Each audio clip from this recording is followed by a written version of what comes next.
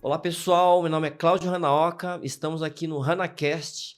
A nossa convidada de hoje é a Priscila Kitt, é especialista técnica em Tyvek, ela é engenheira de materiais, aceitou nosso convite, vamos falar um pouquinho sobre a Dupont, sobre o Tyvek, o que é, sobre a parte de sustentabilidade, como a Dupont trabalha, e começar esse nosso podcast. Eu estava falando com a Ruth, que trabalha comigo, que essa questão do Tyvek, que a maioria dos clientes são indústrias, empresas, então é o B2B, né? De empresa para empresa. E o B2B não é sexy.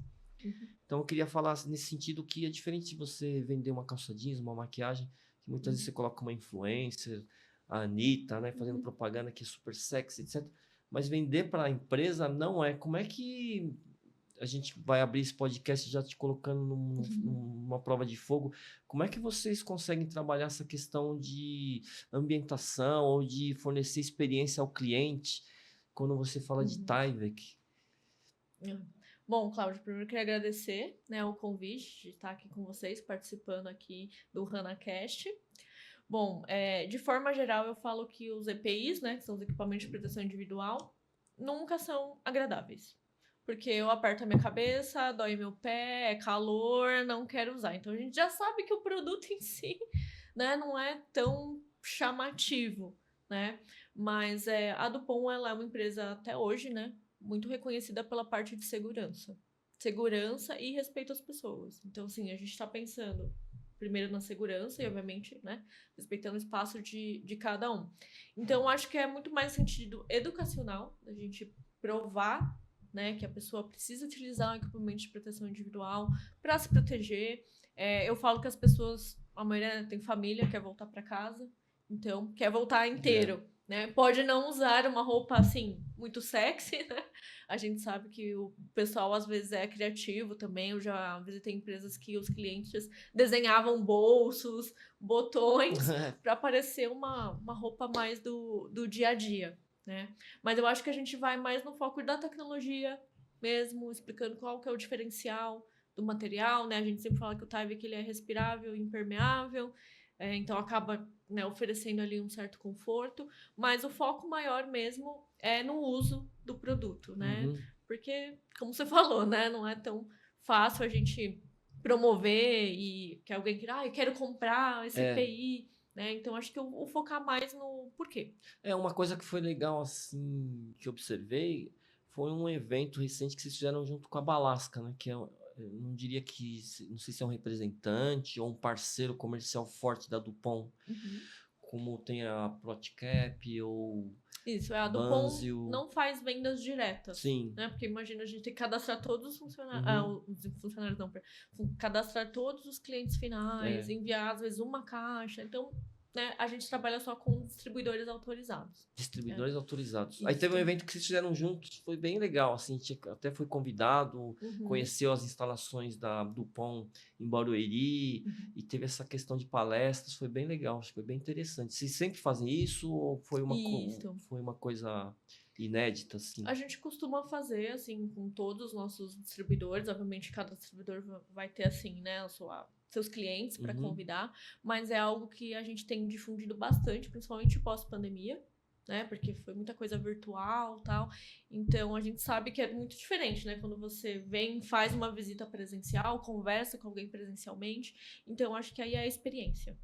É a experiência de tá lá num outro ambiente, né? Às vezes a gente leva usuários finais, que dificilmente você tira um usuário final que tá numa produção. É difícil, né? Sair. Então a gente tá oferecendo essa experiência. Então a gente faz isso com todos os nossos parceiros, né? Com os clientes também pode ser feito diretamente. Mas a nossa ideia é realmente essa, ter essa experiência. Não só o teórico, né? Porque eu posso falar por horas de normas, usos, enfim. Mas também, como a gente falou, o laboratório está aberto para vocês entenderem os testes que são feitos. Né? Então, é algo que a gente está divulgando bastante. E não só na Dupont, a gente também participa e promove vários workshops. Não é segredo para ninguém, né? Que a gente tem um projeto com o Butantan e com a Bumera, que hoje foi comprada pela Ambipar. Então, hoje é a Ambipar. Então, hoje a Ambipar tá comprando todo mundo, né? Aí hoje a gente teve uma reunião com a Ambipar. Eles se dividiram em duas empresas. A Ambipar Response, que é a que cuida das emergências, kits de emergência, os EPIs. e tem a parte agora da Ambipar Environment. E a nossa ideia é a gente expandir o projeto e não ficar só com o Butantan, para reciclar os macacões. Só que aí a gente teve que alinhar algumas expectativas, né? Porque hoje eles fazem coleta, a gente tem a logística reversa no Butantan. No Butantan. Só que eles coletam a partir de 1 tonelada. Então, às vezes, muitos clientes falam assim, mas eu também tenho um grande volume. Eu falei, calma, vamos alinhar as expectativas do que é um grande volume. Para um reciclador, vai ser 1 tonelada de resíduo. Isso, para ele, é um bom volume para começar a fazer o processo.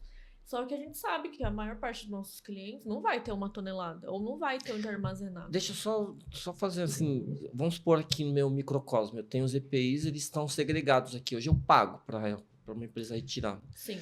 Eu poderia remeter para a Dupont? Então, não para a Dupont especificamente. Para o Butantan? A partir de 1 tonelada? Ou não também não? Não, aí a gente tá... Então, o que a gente quer fazer é ter uma parceria com a Ambipar. Porque é a Ambipar que faz o processo de reciclagem. Legal.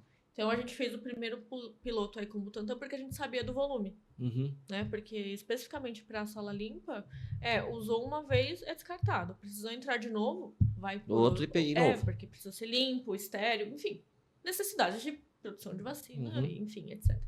Então, a gente começou esse projeto piloto. E aí, eu acho que, na época, a Bumera falou assim, ok, então vamos ter só clientes grandes. Eu falei, não tem como ter só clientes grandes. Então, por exemplo, o Butantan, eles criaram um container, uma área para armazenar, porque eles precisam armazenar 1 tonelada de vestimentas.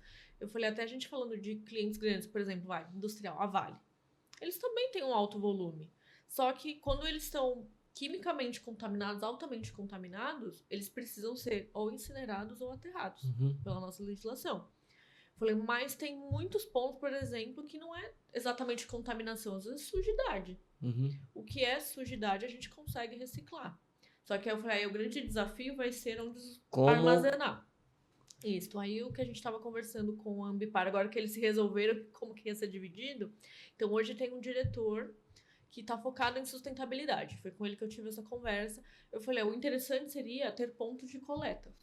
Porque hoje, assim, da sua casa residencial, tem vários pontos de coleta que você pode deixar resíduos. Aí ele falou assim, isso a gente consegue fazer. Então, a ideia era a gente conseguir encontrar clientes que estejam interessados, tá? Porque tem clientes que realmente não estão.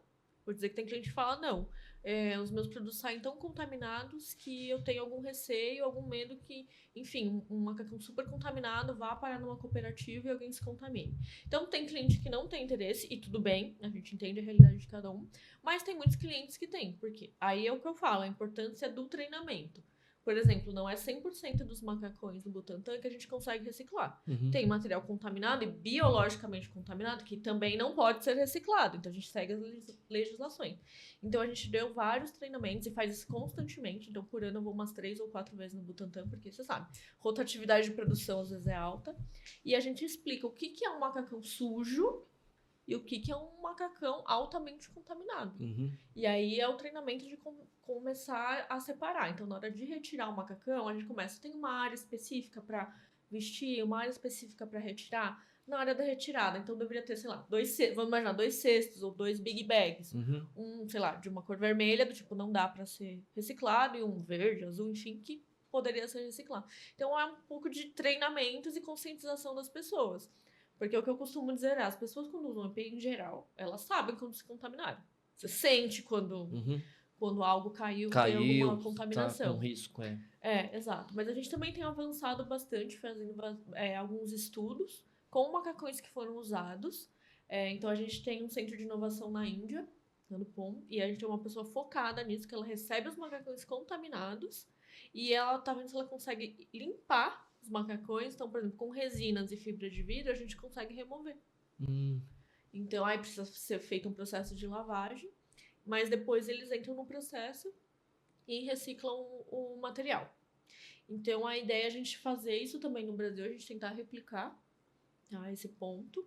E aí, o que a gente falou, a gente tá falando com alguns clientes, de novo, quem tiver interesse, entender que dá para fazer essa separação, de alguma forma, vai ter que armazenar um pouco em algum lugar. Eu falo, eu acredito que a maioria já tenha, né? Até porque alguém coleta e faz a destinação final.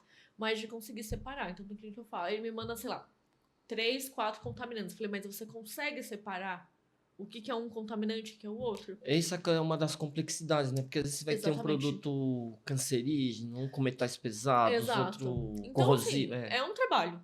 Vai ter um trabalho de, enfim, separação, que a gente falou na parte de educação, né? Então, é porque hoje o Brasil basicamente faz reciclagem mecânica. Hum.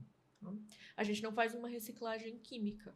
Então, a gente pega o macacão, geralmente tritura, e ele volta como insumo para virar novamente um pellet, né, plástico, para entrar no processo de novo. Mas aí tem a parte de reciclagem avançada, que é uma reciclagem química, em que é possível reciclar macacões contaminados. Mas aí é um banho, mais ou menos um banho químico que dá? Basicamente, eles trabalham com temperatura e pressão, então como se tivesse um alto forno.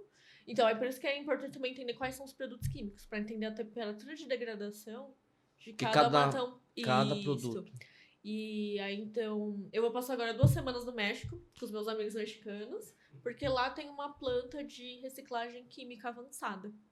Então, a gente tá tendo, enfim, parceria toda a América Latina, e como agora está embaixo do meu guarda-chuva, Que legal pra isso aí, é expandir. interessante mesmo. E aí, então, vou lá, e já fizeram uma apresentação, um vídeo e tal, eu falo, mas, né, a gente do time técnico gosta de, ver com as mãos, ver com os olhos, eu queria ir na planta, entendeu? Eles, não, estão super convidados. Até porque eles precisam ter clientes, então é onde a gente vai entrar. A Dupont vai ajudar a ter os clientes, mas o contrato não vai ser com a Dupont, vai ser com a empresa que faz a reciclagem. Então esse é o caminho. E aí, conversando com esse novo diretor da Ambipar, faz umas 3 semanas, mais ou menos, ele falou que eles têm um plano de ter a planta de reciclagem química. E a ideia era começar pelo Brasil. Aí eu falei, legal. Então eu falei, vamos ver se a gente consegue aí trocar algumas figurinhas. Legal, porque aí pode virar um case, né? Acho que é um processo bem, bem bacana. E aí vem o ponto também que a maior parte dos nossos produtos, a base dos nossos produtos é o polietileno de alta densidade, que é um dos materiais plásticos que podem ser reciclados mais vezes e mais puros, né? Então, a gente está com esse projeto. Vamos ver como... Eu sei que não vai ser tão rápido, como a gente sabe que não é uma receita do bolo, cada um tem seus contaminantes. Mas a ideia da Ambipar é que, por exemplo, caso feche uma parceria entre vocês e eles, ó, com a nossa ajuda aqui para ver o que pode ser reciclado e o que não pode, é que eles forneçam algo que vocês precisem aqui dentro. Então, por exemplo, o Butantan falou, a gente usa muito, tem um alto volume de sacos de lixo, ou sacos que vão para autoclaves. Então, o macacão deles voltar para dentro do próprio Butantan.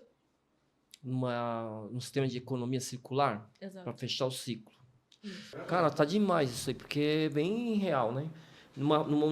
Voltaria fechando o ciclo. Então, poderia voltar num outro tipo de material, não, Exatamente. Não necessariamente EPI. Não, o EPI vai ser bem difícil. Bem difícil. Bem difícil, né? Então, assim... Mas ele tem uso em sacos ou outros materiais, cestos, não sei. Ter uma destinação um pouco mais, vamos dizer, premium. Né? Porque, óbvio, literalmente para um saquinho de lixo não precisa ser um plástico premium. Qualquer plástico pode ser utilizado. Então, hoje, a Ambipar, eles transformam em lonas de caminhão, que nós já não achamos tão premium, mas a ideia, por exemplo, dentro da empresa de vocês, dentro da Hanaoka, vocês devem ter vários materiais plásticos. Sim. O que talvez viesse na sua cabeça, o que poderia ser transformado e voltar para vocês? Não sei, galões, não sei. Essa é a ideia. Então, a gente também fez essa provocação para os clientes. Então, de cara, quando a gente falou com o Butantan, eles, a gente usa muito sacos, em vasos e tal. Eu falei, mas um pouco mais premium, né? O que vocês têm um alto volume, que compram que poderia retornar? Ou uma mistura, porque no nosso caso, nós temos embalagens usadas, bombonas.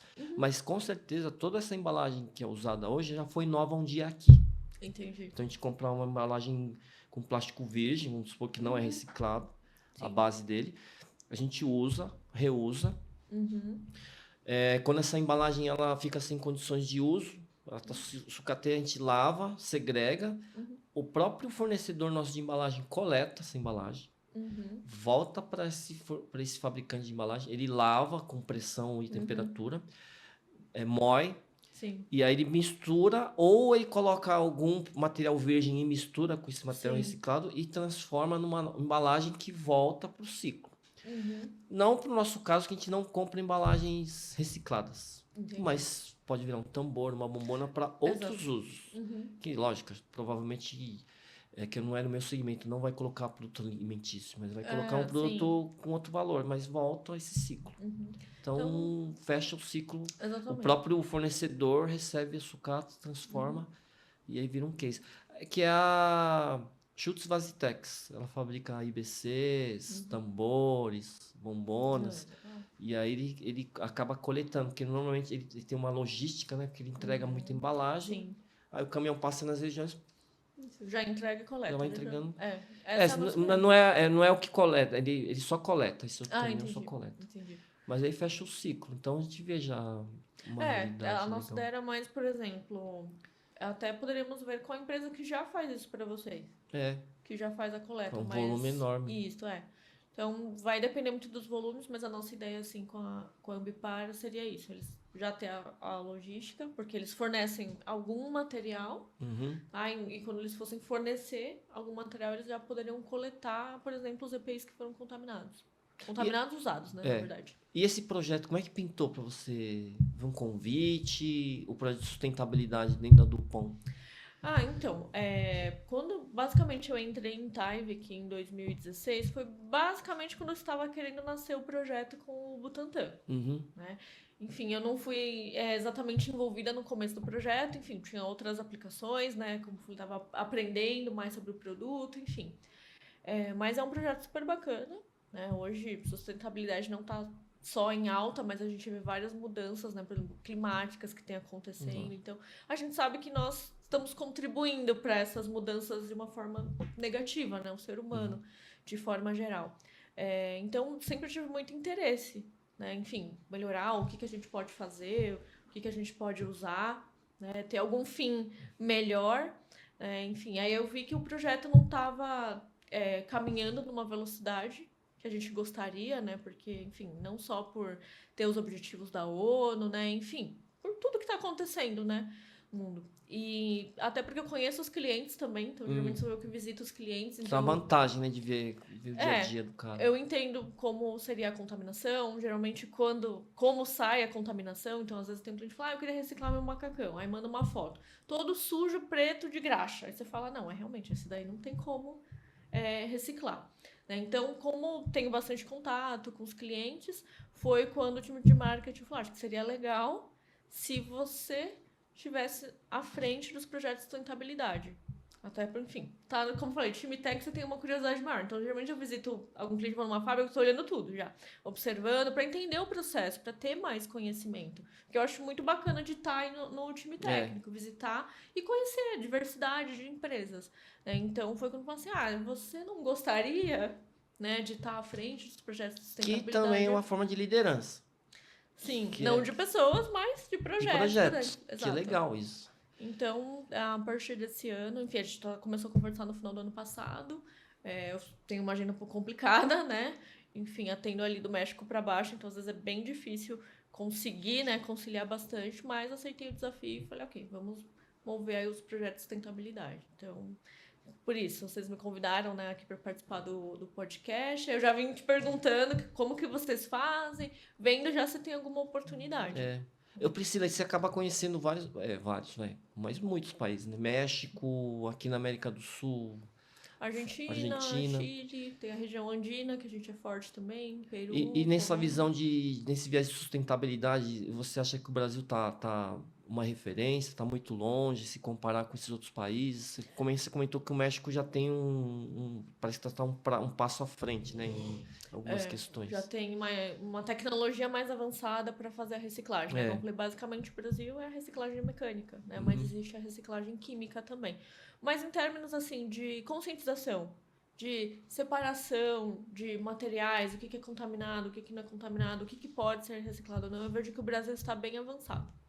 Mas, assim, em geral, não foge muito. Assim, dos países da América Latina tem pontos de coleta, essa parte de separação, eu acho que está bem equilibrado. O desafio de Brasil é que é um país grande, né?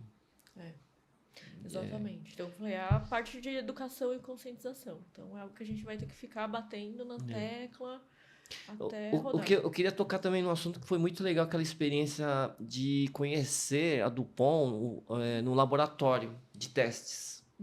Então, para o pessoal que está assistindo, A Hanauka adquiriu alguns equipamentos de proteção individual e de concorrentes da Dupont também. Nós trouxemos aqui para nossa empresa, pegamos a opinião dos nossos colaboradores por questão de leveza, calor, porque EPI realmente vai proteger, mas tem esse contraponto também. O ideal é que seja confortável, que proteja ao máximo, enfim. E aí a gente entrou em contato com a Dupont porque queria fazer os testes, porque tem a questão de custo, etc. Claro. Mas não tem mágica, né? Às vezes, você até lá, dificilmente você vai ter um material, um produto mais caro e que seja pior. Normalmente está atrelado a qualidade e preço. Mas, enfim, a Dupont se disponibilizou a abrir o laboratório em Barueri e realizou os testes com o material do concorrente e da própria Dupont. Conta um pouquinho como é que esse laboratório e os testes que foram feitos, né? Que eu lembro que teve de abrasão, não sei o termo, né? De tração. De tração, né? Mecânica, para ver a resistência mecânica, para ver a resistência quanto a atritos, etc. E com um relatório, foi muito legal essa experiência. E agradecer a receptividade que a gente teve lá. Como é que esse laboratório ele está aberto a todo mundo? Como é que funciona? Bom, a gente costuma dizer que o laboratório não é para nós funcionários da Dupont, né? A gente conhece os testes, a gente sabe como eles são feitos. E os laboratórios são para os nossos clientes, né? Ou futuros clientes, né? Quem sabe. Mas a ideia é realmente a gente ilustrar um pouco mais os testes. Porque quando você pega uma ficha técnica de qualquer produto que você vai comprar, né? Mas falando especificamente de EPI, sempre tem propriedades físicas. Porque a gente sabe que temos que proteger o usuário, conforto sempre quando possível, né? A gente sabe que a segurança vai vir em primeiro lugar, mas um ponto muito importante é a durabilidade. Então, será que ele vai me durar todo o tempo que eu vou executar uma atividade? Será que ele vai rasgar, ele vai furar durante a atividade? Eu vou expor meu funcionário, ele vai ter que parar o que está fazendo, trocar o EPI. Então, sempre tem essa questão de durabilidade. Então, tem sempre uma tabela de propriedades físicas, e aí eu costumo dizer que tem lá o nome do teste, então, teste de rasgo, abrasão, tração, enfim. Aí tem o número da norma, né? Geralmente as fichas técnicas possuem, e um resultado, que é um número, que geralmente é uma força, um número de ciclos. Então, especificamente, o teste de rasgo, o teste de tração, a gente quer ver, né, quanto de força foi necessário para rasgar o material. Então, o teste vai rasgar. Então, às vezes as pessoas... É feito para rasgar. Exato. Mesmo. Só que às vezes quem não conhece fica meio assim, mas como assim vocês vão rasgar? Sim, vamos rasgar e ver quanto de força foi necessário para rasgar. Então a gente achou que seria bem interessante a gente convidar os clientes a entenderem os testes, a ilustrar aquele número que vem numa ficha técnica. Então às vezes vem lá, 20 newtons, mas o que é 20 newtons? E às vezes o pessoal fica na dúvida assim, na prática, o que isso quer dizer? Né? Então, a gente também sabe que, em geral, né, de forma geral, a Dupont não tem os produtos mais baratos do mercado, isso em qualquer linha de negócios. A Dupont não é conhecida por ter os produtos mais baratos, mas a gente sempre tem tecnologia envolvida e o ponto é a gente justificar, né, a qualidade do material e o porquê que ele vai ser mais caro. Então, também é importante ver a comparação por materiais. Então, falando mais especificamente dos macacões, a gente sabe que tem vários no mercado, brancos, vários amarelos, vários verdes, vários laranjas, né? Então, às vezes, visualmente, você fica até na dúvida de que marca que é e qual que é a diferença na prática, né? Então, é um intuito mais do laboratório mesmo, né? Então, para os clientes conhecerem os testes, como eles são feitos e, na prática, o que isso representa, né? Então, quando a gente faz um teste de tração que estica o material, até onde, né, ele vai resistir até ter um ponto de ruptura, um rasgo mesmo. Então, a gente acha legal. E aí, inclusive, vou aproveitar e dizer que vocês foram os primeiros clientes que nós recebemos que realmente tiveram interesse em falar, a gente tem esse material A e a gente tem o da Dupont. Quero entender a diferença. Mas é um convite aberto, assim. Eu falo para clientes e futuros clientes. Bom saber. Uma coisa que foi interessante, ontem, eu recebi um cliente aqui na empresa. E ele conheceu meu pai.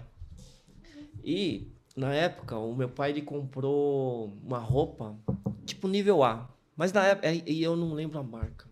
Mas parecia um escafandro, sabe? Parecia uma coisa... Eu falo que é um astronauta. Um astronauta com... Era meio emborrachado, a bota acoplada com... Literalmente parecia um escafandro. E a empresa, na época, não tinha uma infraestrutura. Era uma empresa que tava sobrevivendo, mas o meu pai achou que era interessante comprar um nível de roupa com máxima segurança possível. E ele sempre comentava que o valor que ele pagou naquela roupa era o valor de um carro popular. Uhum. E ele deixava, não podia deixar em qualquer lugar, ele deixava perto na sala dele. Então ficava, parecia um manequim aquela roupa.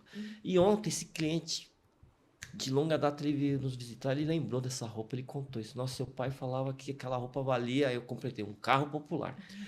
E como a tecnologia avança, essa questão de maior leveza com o máximo de proteção. Uhum. E os valores, os custos caem também, porque hoje uma roupa dessa custa caro ainda. O que é Sim. caro também, né? É um investimento para você que não ter um problema maior futuro.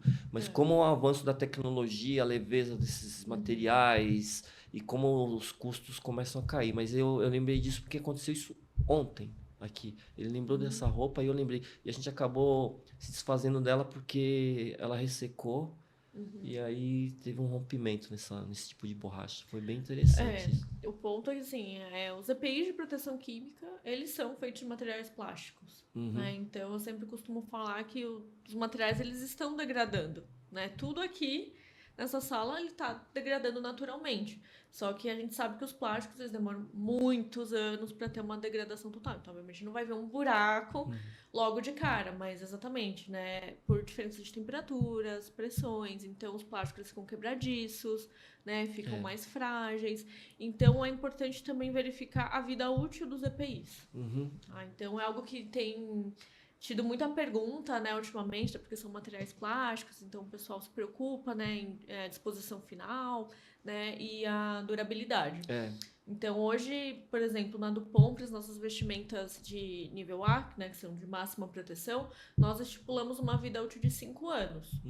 Em 5 anos, a gente quer garantir as propriedades físicas do material e, obviamente, depende do armazenamento de cada cliente, né, de ter essa estrutura de armazenar corretamente, que as pessoas façam os testes também de acordo com o nosso manual. Então, o nosso manual tem uma agenda de inspeção. Então, anualmente precisa ser feita uma inspeção, ser feito um teste de pressão, como você falou, tem um custo atrelado, né, à vestimenta. Então, às vezes eu sei que as pessoas fazem cálculos, né? Nossa, mas essa vestimenta custa X, vai me durar só 5 anos, né? Mas eu falo, a gente tá falando de uma roupa de emergência. Então, às vezes é complicado você precificar a vida da pessoa que está ali dentro, né? Então, ter todos esses cuidados, mas com certeza está bem relacionado assim, à evolução de tecnologia, né? Hoje a gente sabe que o aquecimento global está aqui batendo na gente, então já começaram a ter mais perguntas, de EPIs, enfim, ou mais confortáveis, ou que, né, tenham alguma forma de ventilação, algo para deixar a pessoa mais fresca, né? É paradoxal, porque se você tiver essa roupa e você não precisar usar, é para se comemorar. Exato. Mas é igual um seguro também. Você só vai saber o dia que você tiver uma situação desagradável. Então, e uma máxima também é quem tem um, não tem nenhum. Porque muitas vezes você tem uma roupa de nível A, mas quando o ideal é ter no mínimo 2, né? Você não tem como entrar sozinho numa emergência. Você pode, enfim, entrar e se sair. sentir mal, cair, enfim. Tem um tempo do cilindro, né? De duração que você pode estar usando o oxigênio. E que depende também da respiração da pessoa. Se a pessoa está mais nervosa, né? A gente sabe, emergência. Então a adrenalina tá ali em cima, a pessoa já tá suando, desesperada, né? Então, se ela não tiver o controle da respiração também, esse cilindro de ar respirável vai acabar muito mais rápido. Então, vai te limitando, né? Mas a gente sempre fala, tem que entrar pelo menos a dupla, né? Porque se acontecer alguma coisa com o outro, né? Tem uma pessoa ali que pelo menos vai poder identificar ou vai tentar ajudar. É verdade. E esse treinamento é fundamental, porque não basta ter a roupa.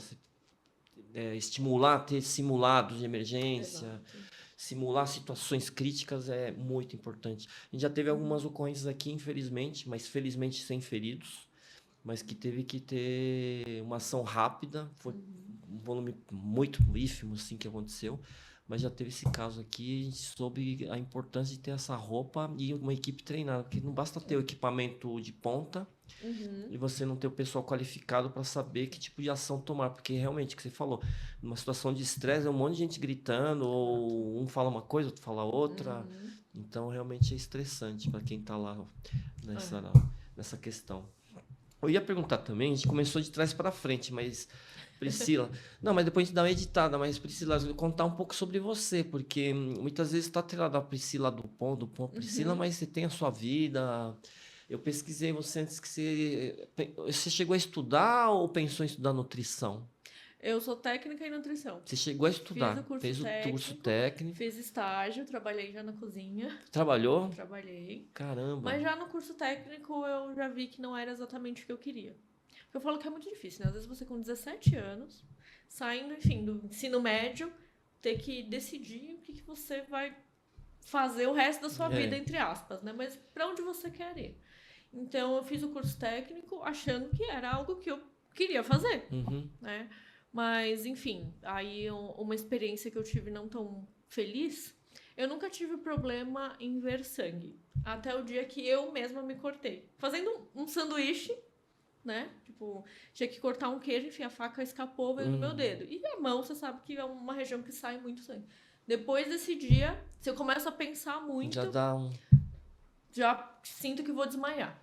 E aí, quando você vai fazer uma, enfim, faculdade, algum curso, né, que esteja relacionado à vida, você vai ter que lidar, né, enfim, com anatomia, tá? Eu falei, bom, realmente não sou de biológicas, não é esta área que eu quero seguir.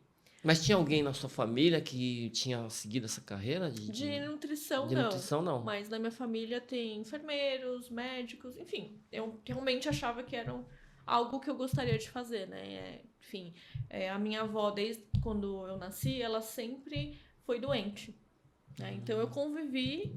a minha avó faleceu quando eu tinha 15 anos, mas durante todo esse período que eu convivi com a minha avó, ela sempre foi uma pessoa doente. Caramba. Então, ela tinha que tomar injeções em casa, né? Enfim, entrava e saía de hospital. E pessoas falavam, você cuida super bem da sua avó, né? Aquele carinho, né?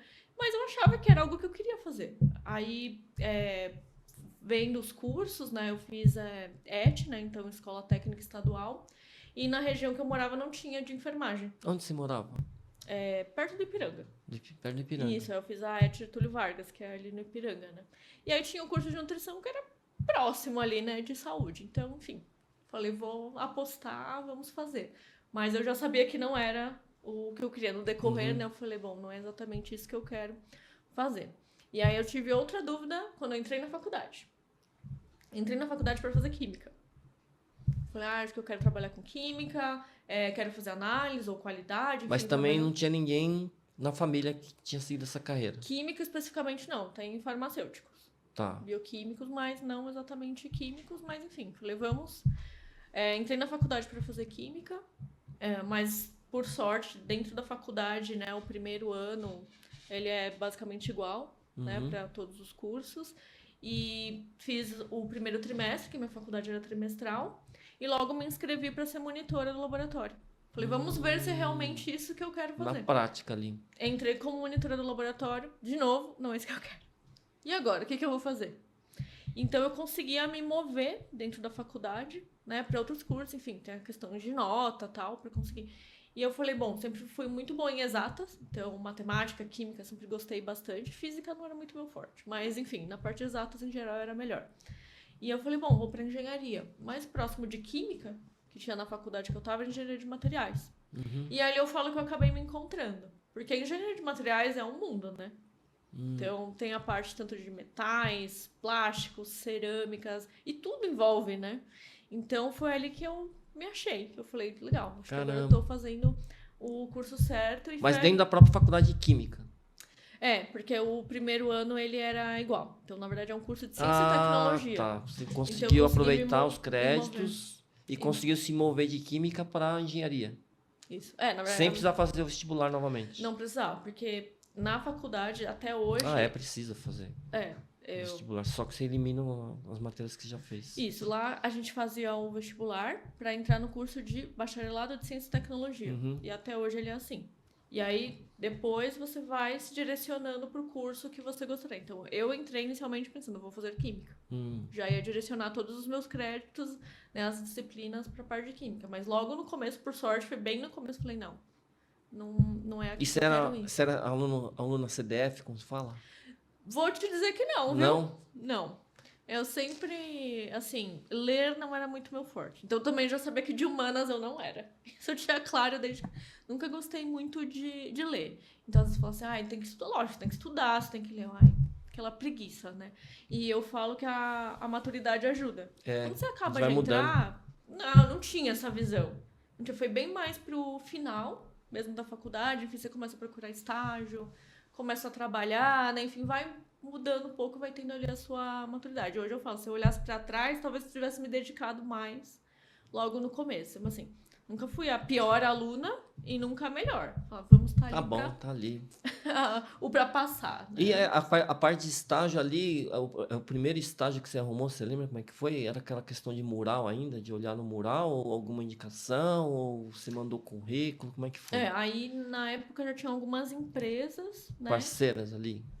Assim, a gente começa a procurar por todas as empresas que tem ali um painel de estágio, É, né? Então, você se inscrevia, ouvia as vagas, né? Você se cadastrava no site e começava a receber algumas vagas. E aí, o meu primeiro estágio já da engenharia foi na Dupont. no primeiro. Caramba. Então, eu entrei ali e fiquei até hoje. E já era em Barueri? Já era em Barueri. Mas Mudamos o prédio, mas era em mudou para mas Barueri. era em Barueri. Isso. E era longe de sua faculdade? Sim, a faculdade era em Santo André. Caramba, meio longe. Então, foi a época, eu falo que também a gente tem o nosso esforço, né, É. pessoal. Então, chegava 11 horas da noite da faculdade, eu falo que eu escolhi entre dormir e comer alguma coisa. A época que você tem que fazer algumas escolhas na vida. Enfim, acordava umas 4 e pouco da manhã, porque eu tinha que pegar um trólebus para ir até o ponto do fretado para chegar em Barueri. Então, foi uma época bem puxada. Puxa, assim. e aí você tava no penúltimo, lembra? Penúltimo Isso, ano? Penúltimo ano. basicamente, isso. E aí você entrou na Dupont, que área que foi? Já foi numa área... Não, no Kevlar, né? Que você já trabalhou. Isso. Eu entrei na parte de desenvolvimento, né? Então, na época que eu entrei na linha de Kevlar, né? O grande produto é o Kevlar, mas na parte de blindagem automotiva. Então, nós fazemos o desenvolvimento E nem de tinha kits. um mercado grande na época. Ele até era grande, não era tão divulgado, porque sempre tem aqueles mitos de que era algo que não era acessível. Que Sim. ninguém podia comprar. Então, acho que entra mais um pouco nessa parte do mito de, não, muito caro. Uhum. Né? Hoje as coisas também vão se atualizando, né? Hoje tem muito mais carros. Como você falou, a tecnologia vai avançando, o preço também vai acabar diminuindo. Mas já existia até Já existia. um mercado forte. Então, hoje ainda, infelizmente, o Brasil é o principal mercado de blindagem mundial. Mundial. Caramba, meu. Infelizmente. Infelizmente. Por se tratar da violência, né? E desenvolvia mesmo essa parte de estágio, assim, como é que era a parte de desenvolvimento? Ou era mais... Porque eu fui estagiário, mas eu mesmo, o pessoal me titulava a gente escravinho. Então, eu sempre, Né? na faculdade, a gente escutava bastante. Leva esse documento pra lá, Ou do café. ou do café. Você vai ser do café. Então, assim, especificamente falando da Dupont, eu nunca me senti dessa forma, até porque, bom, sou do time técnico, então, como eu falei, ali era um escritório só, então a gente, se quer desenvolver produtos, projetos, não era exatamente dentro do escritório, então tem a Dupont tem vários parceiros, né, dependendo da linha de negócio, então a gente sempre se moveu bastante, mas eu sempre falo, gente, tirar cópia, enviar documento, café, nunca fiz.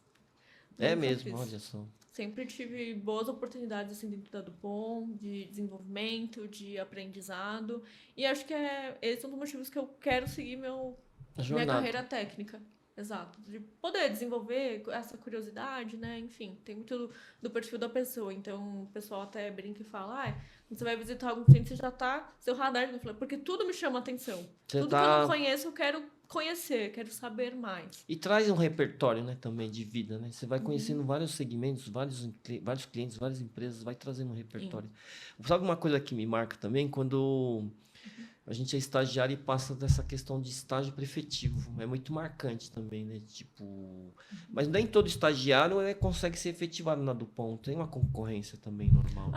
Bom, a gente sempre fala que tem que ter oportunidades, né? Enfim, como uma empresa grande, vocês sabem, passou por várias fusões, separações, enfim, é do momento, né? Às vezes a pessoa pode ser muito boa, mas, infelizmente, no momento, na situação, não tem uma vaga de efetivo. Isso acontece bastante também, né?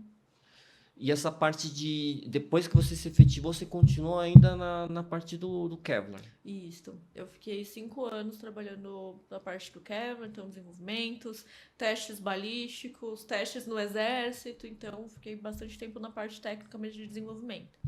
Né? Enfim, aí com uma das fusões que a Dupont passou, o negócio que eu trabalhava era somente Brasil, né? Não era nem regional, né? Hoje a gente está Era estruturado bem Brasil mesmo. regional, né? Então não era nenhum um produto América Latina, era bem Brasil. Então, né, foi tomada a decisão de vender a marca, vender essa linha de negócio.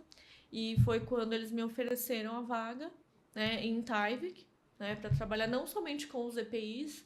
Então, o Tyvek ele tem várias aplicações, né? Então, ele pode ser utilizado para sachês de secantes, embalagens médicas, aquelas embalagens de esterilização, né? Mulheres, mais quando vão fazer a unha, tem o alicate que vai esterilizado numa embalagem, então tem a parte de Tyvek. Então, globalmente, Tyvek é bem grande também na parte de healthcare, de embalagens Caramba. médicas. Então, tinham outras aplicações. Então, eu era responsável técnica por Tyvek na América Latina. Só não cuidei da parte de construção. Então, não sei se o pessoal que está assistindo, a gente vê bastante série, Netflix, tem uma série que chama Tiny Houses. Ou a gente vê vários filmes nos Estados Unidos, tal, que a gente vê algumas casas construindo, tem um painel branco, às vezes está escrito assim, Tyvek Home Wrap. Então, o Tyvek é bem utilizado para a parte de construção também. Aqui no Brasil, né, a gente constrói com concreto, né? Então, não tem por que eu colocar uma membrana para ter algum tipo de impermeabilização, porque a gente tem a parte do concreto. Então, o Tyvek ele tem 3 grandes aplicações globais. Então, tem a parte de construção, tem a parte médica, de consumo, né, que a gente fala consumo em indústria, e a parte de EPIs. Então, eu só não cuidava da parte de construção, quando me ofereceram a vaga para cuidar aí da América Latina. Foi um grande desafio, né? Eu trabalhava num negócio pequeno, Brasil, com o Kevlar, né, que é uma aramida, outro tipo de tecnologia, e recebi essa proposta, né, de migrar de produto, né, então o Tyvek ele é um não tecido, um material plástico, enfim, com diversas aplicações. Que um volume enorme, maior, né? Bem maior, de usos. Que são aplicações totalmente Totalmente diferentes. diferentes. Exato. Então é um mercado... E na parte de química, sim, a representatividade é muito grande no uso do Tyvek? No químico, bastante, né? Bastante, assim, é difícil não falar alguma empresa que, né, bom, quase tudo usa produto químico, né, em alguma parte, nem que seja na limpeza, na manutenção, você É que eu falo, tudo que a gente enxerga aqui tem químico tudo e tem. a questão dos materiais, que você falou também, da composição dos materiais. Envolvido. Então, às vezes a pessoa fala, mas onde eu posso usar um Tyvek? Em todas as indústrias, de forma geral, porque tem alguma área, algo Frigoríficos, também. a parte alimentícia, insumo químico alimentício, químico industrial, um uso Tem enorme. bastante. Assim, em frigoríficos, a indústria de bebidas, né, que utiliza bastante o gás amônia para um gás refrigerante. Então, tem outros produtos também, mas hoje largamente é utilizado o gás amônia como um gás refrigerante. Então, Uma coisa que foi muito legal que a Dupont promove é o prêmio Dupont. E a Renalca entrou na época com microquímica, né, e concorreu a essa premiação. E a gente participou, acho que se não me engano, 3 vezes. Numa a gente foi segundo lugar, numa outra terceiro lugar.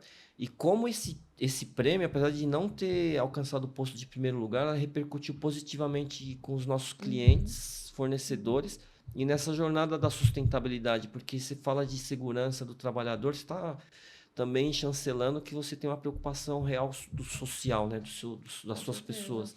Então, também queria relatar isso, como esse prêmio estimulou, e a Renalca não é uma empresa grande, pelo contrário, a gente se considera pequena, mas concorreu com grandes corporações e se sentiu honrada em receber o prêmio, o reconhecimento do segundo lugar, e como isso repercutiu positivamente junto aos nossos clientes, porque essa jornada da sustentabilidade pega muito essa questão não só do meio ambiente, mas da parte social, governança, a parte econômica, e você tendo menos acidentes no seu ambiente de trabalho, você vai pagar menos impostos. Tem a ver também essa questão de atrelar o FAT, esses indicadores de acidente, né, que envolvem previdência, etc. Sim. E como ajuda, auxilia positivamente a questão da sustentabilidade.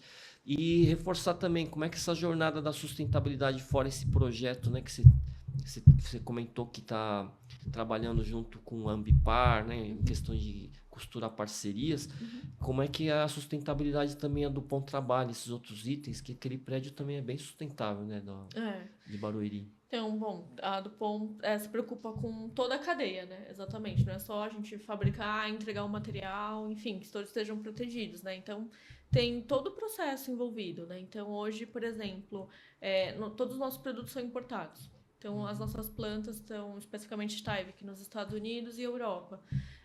a gente já tem hoje o uso de energia renovável nas nossas plantas, 100%. Então, assim, é uma preocupação com todo, é o meio ambiente, né? Todo o processo. A gente também trabalha para conseguir, enfim, reciclar, né, os materiais. A gente sabe que no fim do dia eles são materiais plásticos, tem toda essa questão. Então, a gente sabe que envolve a economia circular. A gente tem a parceria, né, com a Ambipar, mas tem os recicladores também, as cooperativas.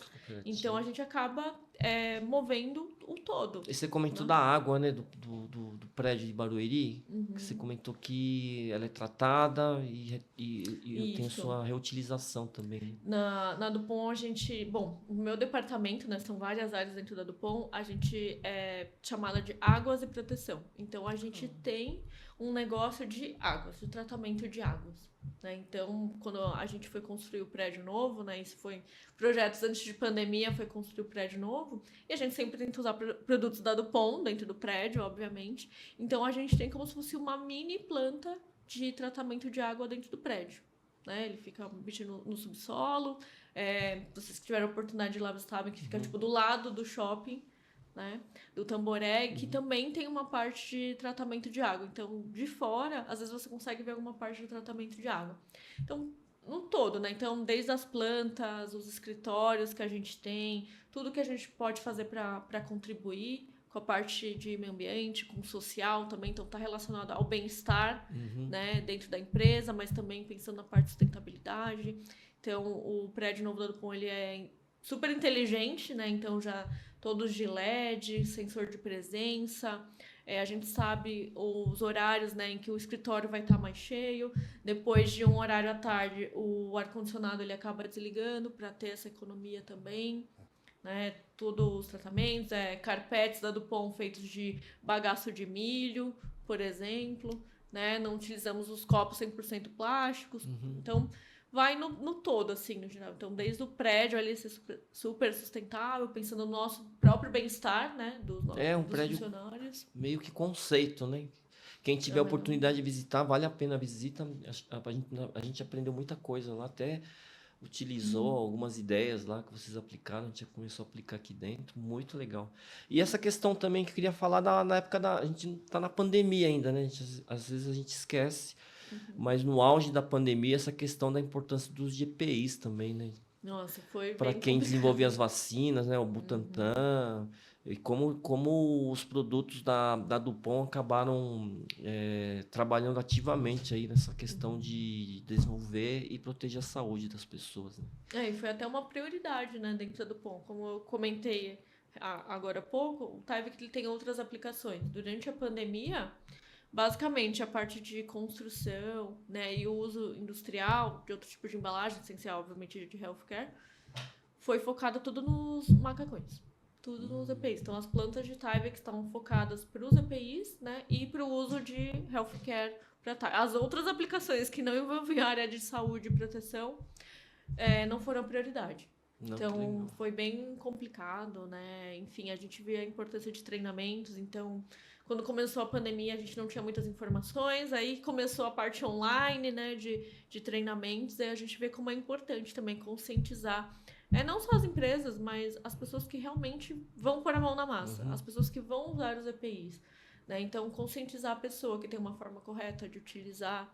Né, se identificou que foi contaminada, precisa ser feita uma descontaminação, uma limpeza, tem a forma correta de retirar o EPI, né, então grande parte das contaminações que ocorreram, por exemplo, em hospitais, enfim, ambulâncias, né, que estava no pico da pandemia, nem foi pelo mau uso do EPI, né, ou por não saber utilizar o EPI, era basicamente na hora de retirar o EPI, não sabia retirar corretamente. Como eu digo, se a gente está com a contaminação na parte externa, eu não sei retirar e toco na parte externa, se eu não estava contaminado, agora eu estou. Né? Então, a gente sempre fala da parte de educação. Então, tanto né, de uso, até a parte de sustentabilidade também é sempre uma constante educação. E é legal que você comentou que no começo da sua carreira, você falou, não, eu me dava melhor com os números e não ia tão bem na parte de humanas, mas hoje eu vejo que você gosta, dá para sentir que você gosta do que faz e como você instrui, treina, visita, consegue identificar as dores do cliente. E Sim. aí essa parte humana, a parte de humanas sobressai, né? É muito legal Até da vida isso. eu hoje dou bastante treinamentos, né? Enfim, gravo podcast e eu falo, sou super tranquila. Às vezes o pessoal que vai gravar fala, nossa, vai ser super tranquilo. Eu falei, hoje, né? Na faculdade, quando. Apresenta trabalho. Pronto. Vixe, tremia, dava dor de barriga, não queria falar, esquecia tudo. E foi também algo de. Mesmo estando na carreira técnica, foram meus próprios desafios. Porque eu entro, treinamento para 50, 100 pessoas, e pra mim, tranquilo. Às vezes vai alguma pessoa, ai, eu tô nervosa. Que eu falei, relaxa. Eu falei, eu queria ser igual você. Eu falei, não, calma. Foram anos aqui trabalhando comigo mesma, do tipo, vou aceitar esse desafio. Então, mesmo estando aqui no time técnico, a gente sabe que, né, um dos meus objetivos, né, é poder ajudar as outras pessoas. Então, passar o meu conhecimento, né? Eu não quero conhecimento só pra mim. Então, gosto bastante disso também. Quero ajudar, quando alguém me pede, eu sempre tô ali. Disposta. Não, vamos ver, vamos analisar, né? Tem que ser, assim, bem flexível, mas eu acho que é um complemento, né? Porque como eu fui muito de exatas, quando eu acabei a faculdade, eu falei, está me faltando alguma coisa. Né? Fiz uma faculdade de engenharia, que é de exatas. Então, logo depois que eu terminei a graduação, falei, vou fazer uma pós. E eu fiz uma pós em administração de empresas. Que E legal. onde também tinha, bom, administração de empresas voltada a projetos, porque era onde eu estava mais envolvida. E tinha disciplina de lidar com pessoas. Tipo, a parte de recursos, é algo que também gosto. Né? Então, foi algo que me complementou. Complementou. É algo que até não havia mencionado, mas foi. Eu saí da faculdade e falei, mas me falta alguma coisa, né? Mas aí você chegou a emendar já, terminou a graduação, já fez ou deu um tempinho? Eu acho que foi cerca de um ano. Um ano. No máximo, assim, porque eu falei, não, exato, fui sentindo que faltava alguma coisa. Mas que a gente se envolve muito com projetos, a gente tem que lidar muito com pessoas. Todo dia, toda todo hora. Né? E não é algo fácil. Não é algo fácil para lidar com, né? Lidar com as pessoas. Ter algo forte também, que a gente trabalha muito a parte de diversidade. Né? Então, às vezes, o pessoal fala, é porque somos todos iguais. Mas eu falo assim, eu tenho uma outra visão. Eu acho que nós temos que aceitar que somos todos diferentes. E vamos ser sempre diferentes. E que não tem problema nenhum. Não dizer, tudo igual, jeito igual. Não, tudo bem, isso é uma coisa. Mas a partir de diversidade, a gente tem que aceitar. Somos todos diferentes. A gente fala tanto de diversidade, mas é aceitar o outro também como ele é. E você se você trabalha com pessoas ou num time, é procurar tirar o melhor de cada um, não o pior, né? E aí você identificar como cada um funciona melhor. A gente mesmo tem um jeito de funcionar melhor. Com certeza. E essa parte que você comentou também de... Você acaba trabalhando o seu autodesenvolvimento, né? Conta um pouquinho que você falou. Acho que é legal isso. No começo ficava nervoso em falar em público, mesmo no trabalho, mas aí eu fui trabalhando isso em mim mesmo. E como é que essa questão de você se autodesenvolver, como é que você enxerga isso? Eu acho que, em geral, o ser humano ele é movido por desafios. Se você continuar sempre no mesmo caminho, sem nada novo, uma hora você vai falar, nossa, que chato. Tô, tipo, seguindo uma trilha, não vejo nada novo, nada vai ficando meio que chato, né? Então, acho que, de forma geral, nós somos movidos a desafios. Então, né, tinha algo trabalhava um negócio bem menor, o local não estava acostumado a fazer apresentações com muitos clientes, né? Enfim, então, quando eu aceitei, eu sabia que ia ser um desafio. Foi um grande desafio, mas eu acho que é importante a gente entender os nossos próprios limites. Né? Então, por exemplo, eu tinha um mês que eu tinha mudado de produto, que não tinha nada a ver com o Kevlar, né? O Tyvek que não tem nada a ver. Era um outro tipo de público, outro tipo de atividade, como passar conhecimento, né? Essa parte mais educacional. E foi um momento que, na época, né, o meu supervisor falou, então, agora você tem uma semana de dar treinamento em outro país falando outro idioma. E foi quando eu, com toda a minha sinceridade, falei, não vou. Ele, como assim, né? Você fala não pro seu chefe. Eu falo, não estou preparada. Não me sinto preparada, porque quando a gente trabalha numa empresa, a gente representa ela. Não importa qual é o seu nível, qual que é a sua atividade, você está representando a empresa. Então, eu comigo mesmo também, minha autocrítica do tipo, não vou passar vergonha. Se eu não estou segura no que eu vou falar e como eu vou falar, isso vai transparecer. As pessoas não vão confiar no que eu estou falando. Então, é o que eu falo, a autocrítica é importante. Foi um momento que eu falei, não estou pronta. e ter também essa receptividade, né? De entender e falar, não, ok. Então, fui trabalhando isto, né? Enfim, internamente. E eu acho que também tendo mais conhecimento me deu mais confiança. Mas, mesmo assim, a primeira vez, obviamente tem distribuidores maiores, menores, ou várias unidades, tem unidades menores. Mas a primeira vez que eu entrei num distribuidor, tinham mais de 50 pessoas, eu fiz assim. E agora? E agora? Eu falei, vamos. Mas é assim, hoje tô bem acostumada, né, a fazer isso, mas acho que a gente sempre tem como melhorar. Então, às vezes a gente faz, enfim, integrações, né, tem algumas dinâmicas diferentes. Em uma dinâmica que a gente teve esse ano, do time, assim, era sobre apresentações. E eu levantei a mão, como, tipo, eu quero melhorar. E as pessoas olharam, mas por que você tá indo? Porque é algo que a gente sempre pode melhorar. Uhum. Né? Então, esse desenvolvimento, eu não fico nervosa, mas eu acho que sempre dá para, enfim, ter maior abertura ou até mesmo a forma como você fala, né? Então, acho que a gente tem que adaptar a forma como a gente fala. Então, eu cansei de ir em clientes, ou enfim, for convidada para dar alguma palestra, porque você é muito técnica. Eu falei, mas calma, eu preciso entender quem é o meu público. Quem é o público? Eu não vou usar aqui palavras, jargões super técnicos, as pessoas vão olhar assim pra mim e falar, nossa, mas o que ela tá falando? Então, eu tento, né, usar a linguagem mais próxima. Então, às vezes, algum exemplo do dia a dia. Falo, quando você faz isso, né? Então, a gente vai se desafiando. Né? Eu gosto de me desafiar. Então, as pessoas falam, mas você tá muito tempo no time técnico. Eu falo, sim, eu gosto disso. E não quer dizer que eu vou ficar parada ali no mesmo ponto, né? Ganhando novos projetos, enfim, novos desafios. Desafios, Eu gosto da palavra desafio.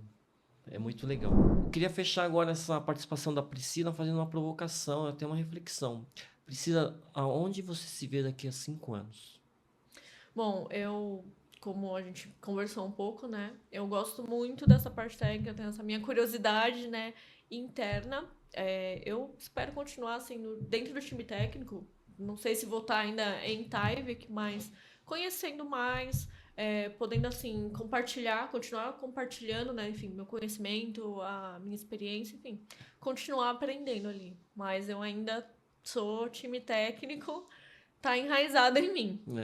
Eu desejo para você toda a sorte do mundo e eu espero ver esse projeto seu envolvendo a sustentabilidade decolando, que seja um case aí a nível mundial. E a sustentabilidade já é o presente, é o futuro. E eu desejo toda a sorte e agradecer a sua presença no nosso podcast, Priscila. Obrigado. Eu que agradeço o convite. É isso aí, galera. Valeu. Obrigada a você, Paulo.